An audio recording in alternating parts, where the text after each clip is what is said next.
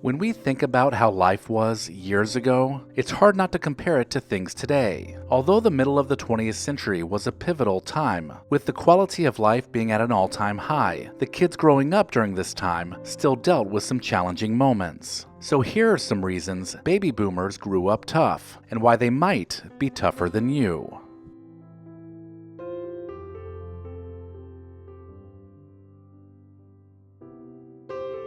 Remember Bert the Turtle? The cartoon creature was created for a short film called Duck and Cover, shown to young students in the 1950s to teach them about dropping to the floor and hiding underneath their desks in case of a nuclear attack. Students were told to shelter under furniture and cover up their bodies, like Bert hiding inside his shell. The arms race with Russia was on, and the US was no longer the only nuclear power. The disaster preparations also included building and stocking underground bomb shelters at home. Thankfully, the unthinkable never came to pass, leaving duck and cover drills and underground bunkers to the memories of baby boomers. Baby boomers of all ages played outside all the time, playing various street games with neighborhood friends, or even riding their bike through town, having the common sense to dodge traffic as they made their way around. It seemed like everyone watched everyone else's kids, so there was no need for helicopter parenting. On a typical Saturday morning, moms couldn't wait to kick their kids out of the house, some even locking the screen door behind them. The only time you were let back in was for lunch or dinner. Neighborhood kids wandered around in packs and occupied their time by using their imagination and working together to keep busy. Most parents had no idea where their kids were for long stretches of time, and it worked out great for both kids and adults. Rediscover your past by digitizing your family's memories with Legacy Box. Watch until the end of this video to find out more about preserving your legacy, and then visit legacybox.com/recollection. How long has it been since you made a call using a rotary dial phone? These clunky but reliable machines once brought families together, enabling people to stay in touch across long distances. These phones were very much manual. Not only did you have to know the phone number, or at the very least know how to look it up in a phone book, but you had to make the call by rotating the dial one number at a time, as you waited for it to spin back around. Rotary phones were even a step up from the party lines that some baby boomers remember, and all of this emphasizes the patience that kids grew up practicing on a daily basis. From early on, boomer kids understood that respect for elders was important. Starting out with learning manners and also addressing adults as sir or ma'am, boomers were raised to respect authority. This generation's parents valued traits that built character, like sacrifice, hard work, following rules, and respecting experience. And they underscored the importance of all of these traits through their kids. This translated to when they entered the workforce too, where many baby boomers were loyal to their employers, often spending an entire career with the same company, even through thick and thin.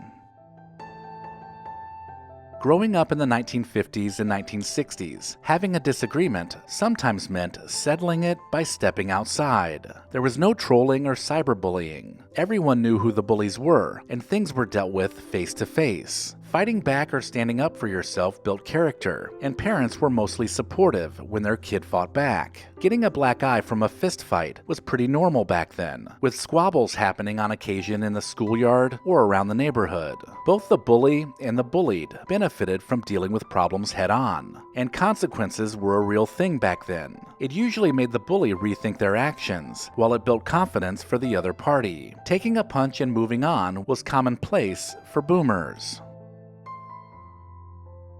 When you fell off your bike, or maybe even got tripped up in a pair of metal skates in the 1960s, you know firsthand what first aid looked like. Scraped up knees and elbows always got the same treatment, and it included a bottle of red stuff called mercurochrome. This was an antiseptic solution that burned a bit, but not nearly as bad as iodine.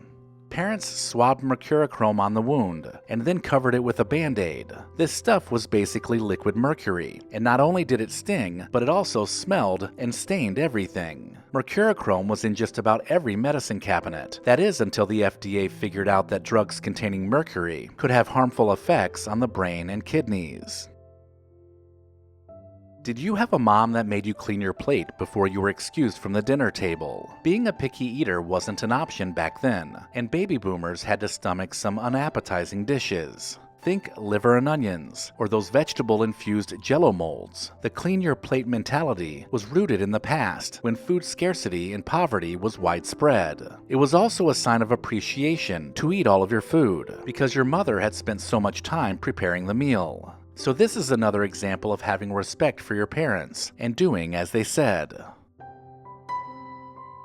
Playgrounds were built differently when baby boomers were playing on them. Remember swinging so hard that part of the swing set would lift up off the ground? Or what about the massive slides that would leave burns from the scorching metal on a hot summer day? From seesaws that would slam you down on the asphalt, to the jungle gyms that you would slip off of. There were more things at the playground that would knock the wind out of you than anywhere else. The risk was worth the fun though, and it taught children to be tough, while also using common sense.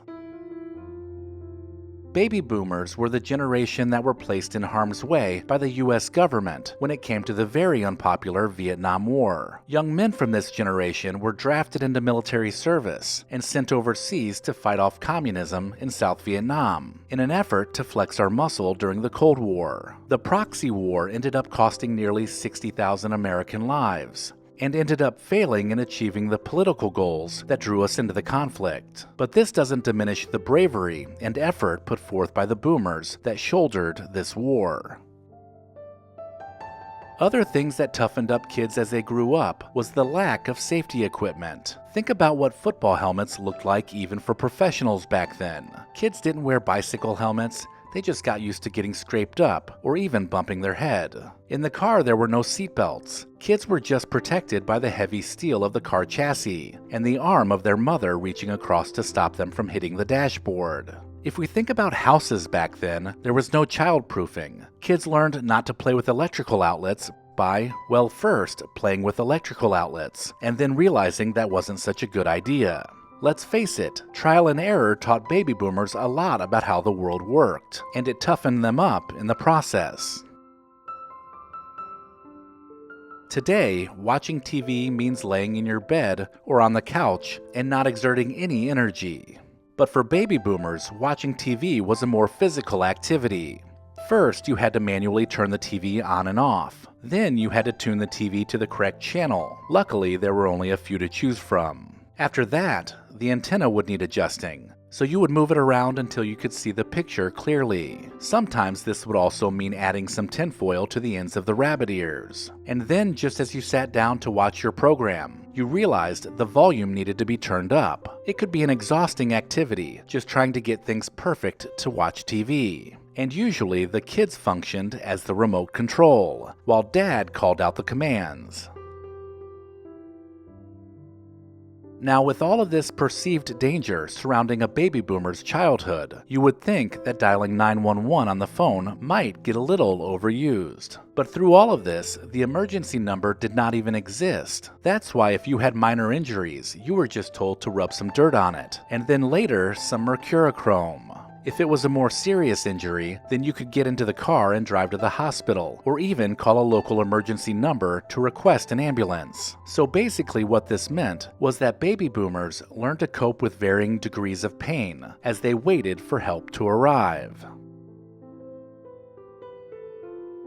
One thing that officially makes someone tough is their ability to take care and survive on their own. This was certainly true for baby boomers, who entered adulthood at a much younger age than what is expected today. Finishing school, finding a job, and then getting married were expectations of the time, and most of this was done before the age of 20. For some it was even earlier, but one thing is for certain, they weren't living with their parents into their 30s. By then they were settled into a comfortable life with kids in a home of their own, backed by strong work ethic and a toughness that helped them create a life for themselves.